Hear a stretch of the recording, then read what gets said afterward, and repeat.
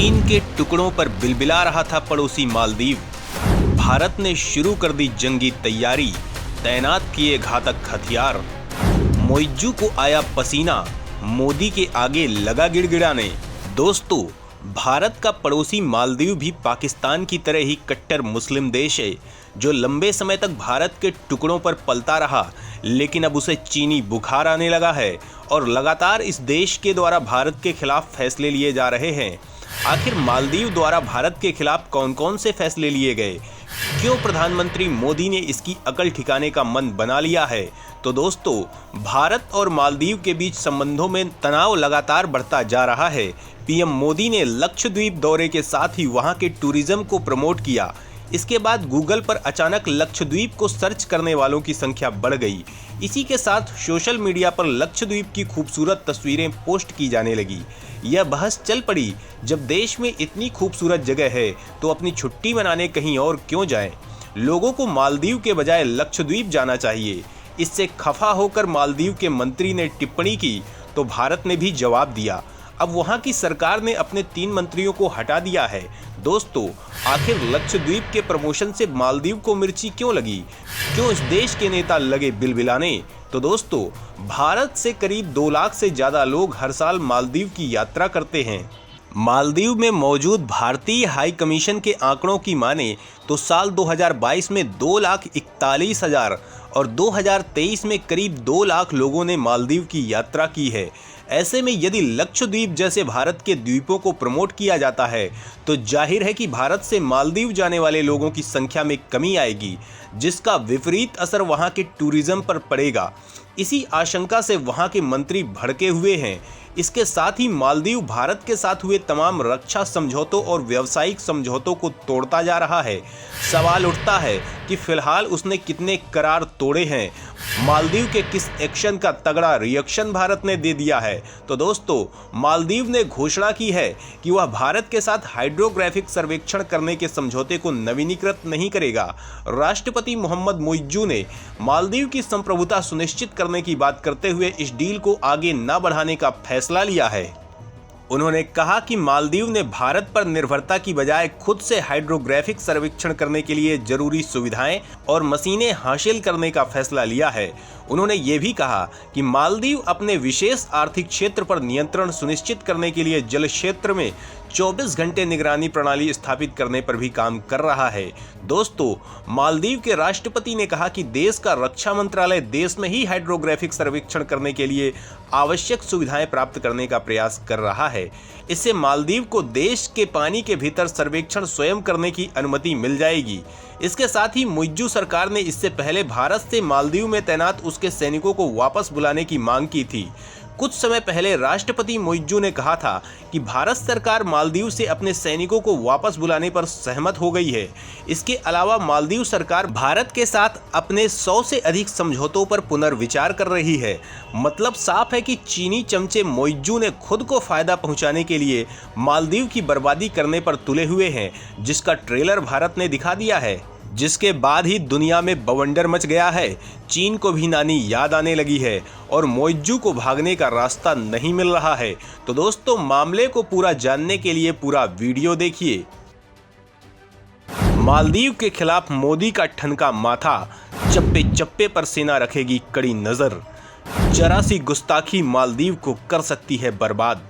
दोस्तों, मालदीव की चीन से बढ़ी नज़दीकी और नवनिर्वाचित राष्ट्रपति मोहम्मद मोइज्जू से भारत का तनाव बढ़ने के बाद भारतीय नौसेना ने अपने एक बड़े कदम से तहलका मचा दिया है। भारत ने मालदीव के पास अपना एक नया नौसैनिक अड्डा बना दिया है, जहां से सभी तरह के समुद्री ऑपरेशन व युद्ध को अंजाम दिया जा सकता है। मालदीव और चीन यहां से भारत के जद में आ गए हैं। भारत के इस कदम से माले से लेकर बीजिंग तक खलबली मच गई है। रॉयटर्स की एक रिपोर्ट के अनुसार भारत ने मालदीव और चीन में बढ़ती घनिष्ठता का जवाब देने के लिए यह बड़ा कदम उठाया है। मालदीव से तनावपूर्ण संबंधों के बीच और बीजिंग पर नजर रखते हुए भारत ने यह नया नौसैनिक अड्डा खोला है। बता दें कि भारत ने मालदीव के करीब अपने हिंद महासागर द्वीप पर इस नए नौसैनिक अड्डे को खोला है। ऐसा माले के साथ तनावपूर्ण संबंध बने होने और चीन के साथ मालदीव की निकटता बढ़ने के मद्देनजर किया गया है। इतना ही नहीं, भारत ने मालदीव और चीन को जवाब देने के लिए अपने लक्षद्वीप के द्वीप समूह पर INS जटायु की तैनाती कर दी है। लक्षद्वीप द्वीप समूह के मिनिकॉय द्वीप पर यह नया नेवल बेस वर्षों से निर्माणाधीन था, अब इसे पूरा कर लिया गया है। यह नौसैनिक अड्डा भारत के पश्चिमी तट पर सबसे दूर का बेस है। हालांकि दशकों से द्वीप पर नौसेना की छोटी टुकड़ी की उपस्थिति रही है, मगर भारत ने अब ऐसे वक्त में इसका उद्घाटन किया है जब मालदीव ने भारत पर अपने लगभग 80 सैनिकों को वापस बुलाने के लिए दबाव डाला है। यह सैनिक भारत ने दक्षिणी पड़ोसी राष्ट्र मालदीव को दिए गए 3 विमानों पर तकनीकी और चिकित्सा सहायता प्रदान करने के लिए तैनात किए थे। दोस्तों, भारत के इस एक्शन के बाद से मोइज्जू की रातों की नींद गायब है। इसका अंदाज इसी बात से लगाया जा सकता है कि मालदीव के राष्ट्रपति मोहम्मद मोइज्जू ने भारत से लगती अपने देश की सीमा की 24 घंटे निगरानी का आदेश दिया है।